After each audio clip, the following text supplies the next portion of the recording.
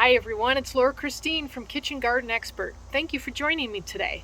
Today we're going to talk about how to check on your plants. So check this out.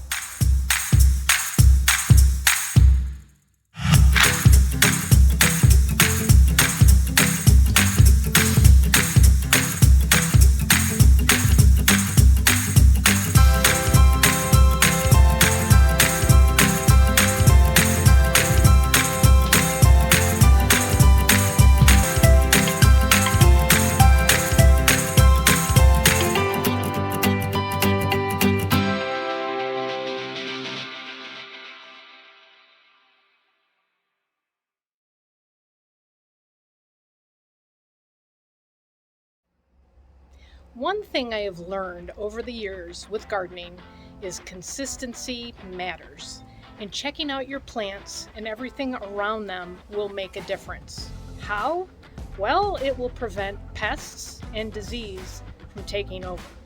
So today I'm going to go through some of my gardens. And actually, when I was looking through things and putting this all together, I found some pests, which was a surprise. And it's kind of funny and ironic. I haven't checked my gardens in a couple of days, and all of a sudden I had a major pest show up. So watch this. There are several ways to check out your plants, and the first one is to observe your plants, observe your garden from a distance. And so I'm going to use my tomatoes here in my raised bed as an example. So I'm not too far away, but basically you can tell that the plant itself is growing over the top of the trellis. So that is one thing that it tells me that I need to make sure that it's stable below that point so that part does not crack off. It also means that I might want to trim some of my tomato plants back. And you can also see off to the side over here, there's tomato plants get wild. So observing from a distance, especially for tomato plants, and these are indeterminate, meaning they grow like vines. Observing from a distance will kind of tell me what I need to do to maintain this plant.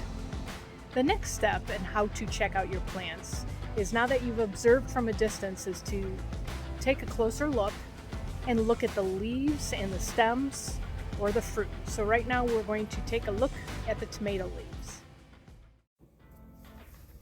So here we have the tomato leaves of my tomato plant, and as you can see here, these leaves are curled. Now there's many reasons for curling leaves on a plant. Pest and disease damage can cause the plant to curl the leaves because of the dysfunction, or there's other stresses like heat or inconsistent watering. Now, I know the watering with these plants is pretty consistent, and I do a deep watering once a week.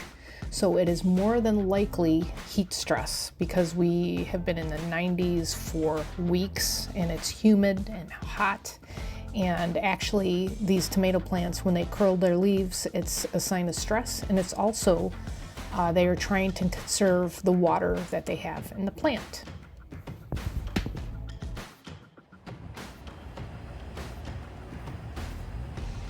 Another part of the observation, and something to keep in mind, especially when you're planting several different plants closer together, is to keep things trimmed and aerated, basically. If you look at the structures of all of this, I a lot of times will clear out branches from the tomato plants to allow for circulation. Poor circulation will lead to fungal problems, and of course that's a disease, and it'll also attract the pests. So after we observed from a distance, and after we observed the leaves, let's check out the stems of this tomato plant.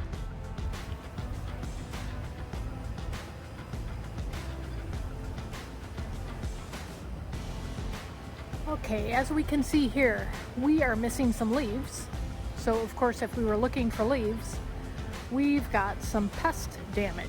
How do I know? Well, there's some half-eaten leaves, and then there are some tiny little leaves, and then there are no leaves as far as what's going on. So I do know I had hornworms, and I will show you a little bit about that here in just a second.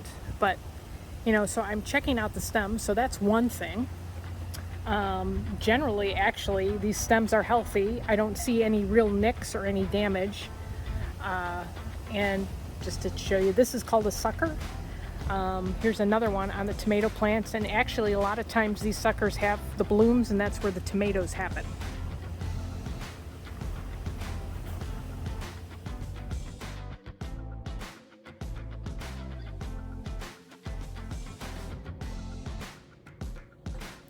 I was so surprised that we had hornworms. There's one, very difficult to see unless you know what you're looking for. It looks like a leaf, even from a distance with this video. I had 3 of them, and you have to look all over the place. There's one over there hiding. So when you see that your leaves are gone from your stems, that's a pretty good sign there are hornworms. Another thing to do is to look at the fruit of the plants. Of course, I was looking around and I see more hornworm damage. They basically drilled through that fruit. So not pleasant, but at least I caught them and they were taken care of. And let me show you a picture of them. They actually are kind of pretty, but very destructive. That's a good old hornworm.